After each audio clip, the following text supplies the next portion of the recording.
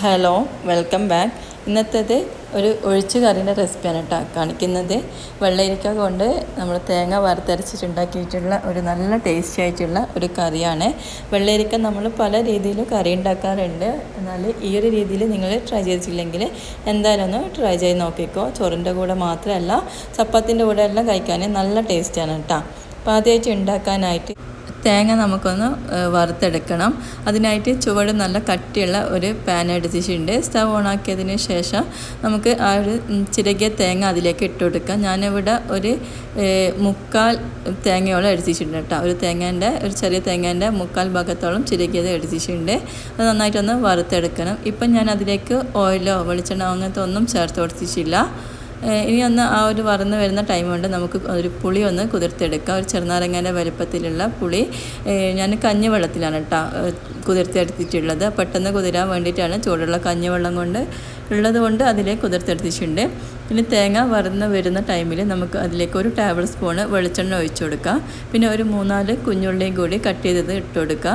പിന്നെ ഒരു 3/4 ടീസ്പൂണിനടുത്തായിട്ട് പെരിഞ്ജീരകില്ലേ, വലിയ ജീരകമാണ് എടുക്കേണ്ടത്. അതുകൂടെ എടുത്തിട്ട് ഒന്ന് വറുത്തെടുക്കണം. ഫ്ലെയിം ഒരു ലോ ടു മീഡിയം വെച്ചിട്ട് വേണം വറുത്തെടുക്കാൻ വേണ്ടിയിട്ട്. ഇനിയിപ്പോൾ മസാലപ്പൊടി ഇടുമ്പോൾ നല്ല ലോ ആക്കിയിട്ട് വേണം മസാലപ്പൊടി ഇട്ട് കൊടുക്കാൻ വേണ്ടിയിട്ട്. അതിലേക്ക് ഞാൻ ഒരു 3/4 ടീസ്പൂണ് മുളക് പൊടിയും 2.5 ടീസ്പൂണ് മല്ലിപ്പൊടിയും എടുത്തിട്ടുണ്ട്. അതും കൂടി നമുക്ക് നന്നായിട്ടൊന്ന് വറുത്തെടുക്കാൻ. പൊടി ഇട്ടതിന് ശേഷം ഫ്ലെയിം സിമ്മിലായിരിക്കുന്നതായിരിക്കും നല്ലത്. ഈ ഒരു ഗോൾഡൻ കളർ കിട്ടുന്നത് വരെ വറുത്തെടുക്കണം കേട്ടോ. ഇപ്പോൾ സ്റ്റവ് ഓഫ് ആക്കിയിട്ടുണ്ട്.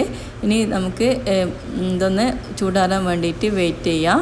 അപ്പോഴേക്കും നമുക്ക് വെള്ളരിക്ക ഞാനിങ്ങനെ വലിയ പീസാക്കിയിട്ട് തോലോട് കൂടിയിട്ടാണ് കട്ട് ചെയ്തെടുത്തിട്ടുള്ളത്. അതിലേക്ക് നീളത്തിൽ അരിഞ്ഞിട്ടുള്ള സവാള, തക്കാളി, പച്ചമുളക്, ഇഞ്ചി, വെളുത്തുള്ളി ഇങ്ങനെ ചതച്ചതും കൂടി ഇട്ട് കൊടുക്കുന്നുണ്ട്. പിന്നെ ഒരു 1/2 ടീസ്പൂണിനടുത്തായിട്ട് മഞ്ഞൾപ്പൊടിയും ഉപ്പും ഇട്ട് 1.5 ഗ്ലാസ് വെള്ളം ഒഴിച്ചിട്ട് ഇതൊന്ന് വേവിച്ചിട്ടെടുക്കാം.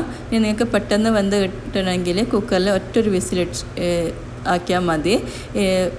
ഇതേപോലെ ചട്ടിയിൽ വേവിക്കുന്നതായിരിക്കും നല്ലത്, അല്ലെങ്കിൽ നന്നായിട്ട് അങ്ങ് കുക്കായി പോവും.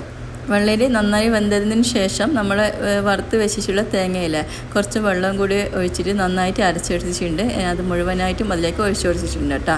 എന്നിട്ട് നന്നായിട്ട് ഇതൊന്ന് തിളപ്പിച്ചിട്ട് എടുക്കണം. ഒരു 1/4 കപ്പിനടുത്തായിട്ട് പുളിവെള്ളം കൂടി ഒഴിച്ചിട്ടുണ്ട്. പുളി അധികം അങ്ങ് കൂടി പോകണ്ട. അത് നോക്കിയിട്ട് നിങ്ങൾ ടേസ്റ്റിനനുസരിച്ചിട്ട് ഒഴിച്ചിട്ട് നന്നായിട്ടൊന്ന് തിളപ്പിച്ചിട്ടെടുക്കുക.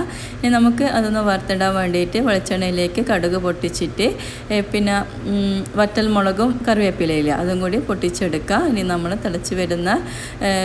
തിളച്ച് വന്നിട്ട് ഞാനിവിടെ ഗ്യാസ് ഓഫാക്കിയിട്ടുണ്ട് കേട്ടോ.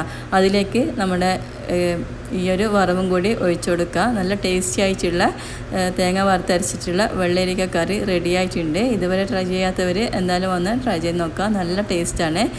ഇതിപ്പം ഒന്നും കൂടെ അടച്ച് വെച്ച് ചൂടാറി കഴിയുമ്പോൾ കുറച്ചും കൂടി ഒന്ന് ടൈറ്റ് ആയിട്ടാണ് ഉണ്ടാവാൻ. അപ്പോൾ ആ ഒരു ലൂസിൽ വേണം നിങ്ങൾ കറി റെഡിയാക്കി എടുക്കാൻ വേണ്ടിയിട്ട്. അപ്പോൾ എന്തായാലും ട്രൈ ചെയ്ത് നോക്കാം. ഫീഡ്ബാക്ക് കമൻറ്റ് ബോക്സിൽ അറിയിക്കാം. മറ്റൊരു നല്ല വീഡിയോ ആയിട്ട് കാണാം. അസ്സലാമു അലൈക്കും.